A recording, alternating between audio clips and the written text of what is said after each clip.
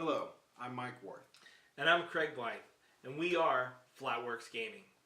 Thanks for taking the time to watch this video, and we wanted to say thanks to everyone for their support on our upcoming Kickstarter on May 23rd. This is Dwarven Smithy. It's a 2 to 4 player crafting card game. The game is low conflict with hand and area management. Players take on the role of a Dwarven smith, competing against each other to gain gold coins. The player with the most gold coins at the end of the game wins. Now, players are going to use 12 types of resources, and they use these to hire apprentices, which change the rules of the game. They can also forge tools, and these tools makes crafting easier. Players can craft items such as weapon, armor, and shields. They can also craft special king's items in secret, and they reveal these at the end of the game. Now in the following video, I'll go through an overview of the game, we'll outline the general rules, go through a player's turn, and also show you the gameplay. On the second part of the video, we'll show you how the last turn is triggered and how to score the end of the game. Now Flatworks is on Facebook, Twitter, and on the web at flatworksgaming.com. And you can get more details on the game at dwarvensmithy.com. Thanks again for watching. The goal of the game is to get gold coins. The player with the most gold coins at the end of the game wins. Play revolves around the player card. There are 4 areas around a player card. We have the market, workshop, completed tools, and completed apprentices. There are card limits for each area. We have a card limit of 4 in our market, 7 in our workshop. We can have 2 completed tools and 2 completed apprentices. The game is played over a series of player turns. Each player's turn has 4 phases.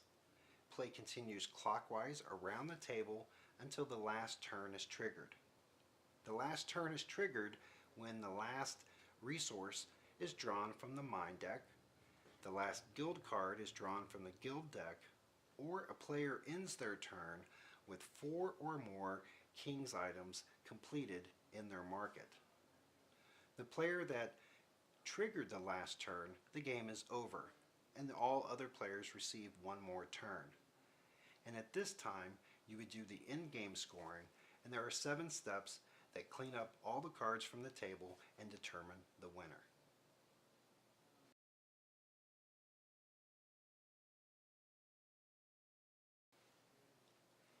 There are 12 resources in the mine deck.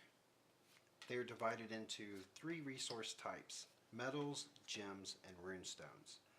For metals and gems, these cards have 2 states. We have a refined state and an unrefined state. So when you know the card is refined, when the refined icon is in the top left-hand corner of the card. So we have the refined icon, the buy value and the sell value, and we also have the unrefined icon, buy value and sell value. For the gems, we have 2 states. We have the refined icon, buy value and sell value, and also the unrefined icon, buy value and sell value. Runestones are always refined. They have the refined icon, the buy value, and the sell value.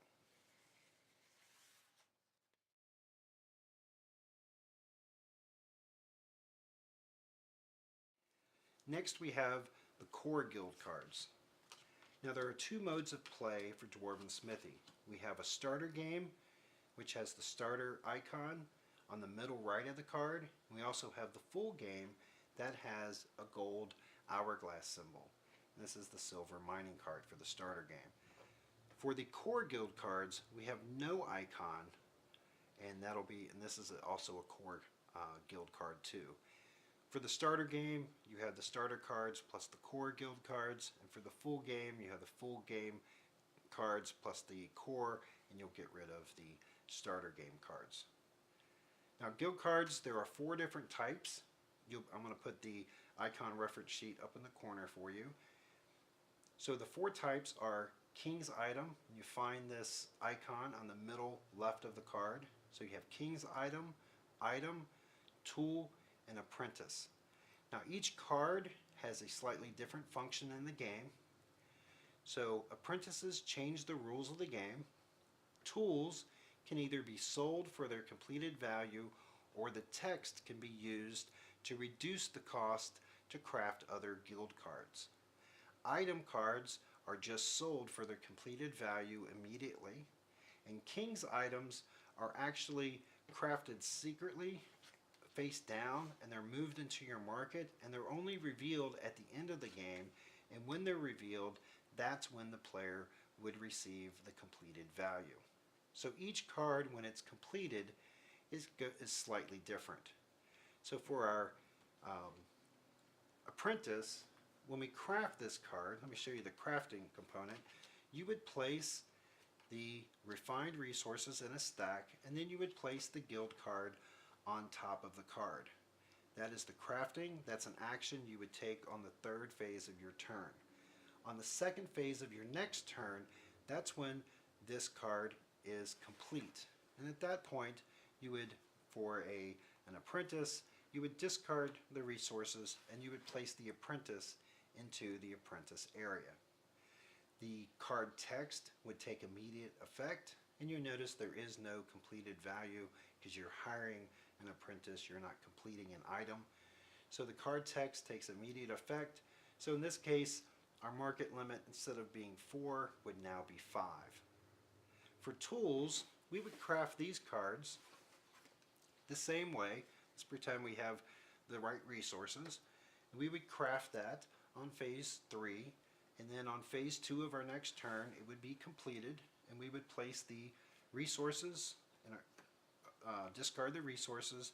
And at this point, we would choose: do we want to sell the card, discard it like this, and we would receive the completed value in gold coins, or do we want to keep the card and place it in our completed tool area?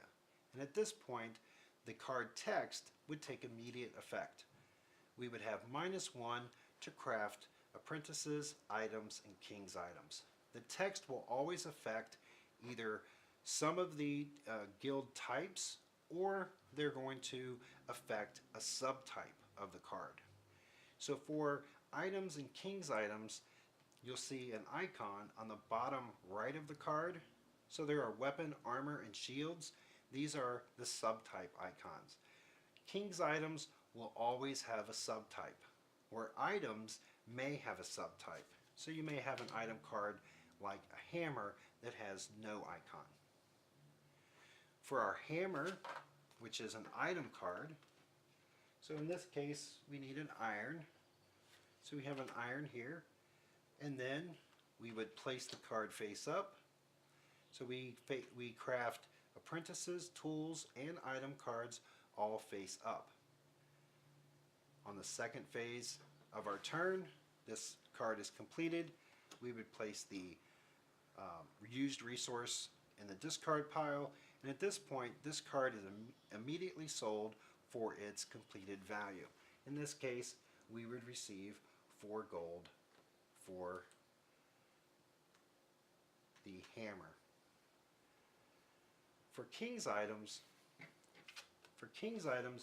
you would need to have all of the correct resources. You would have those all down in your workshop. So on phase 3, you would start crafting this card face down.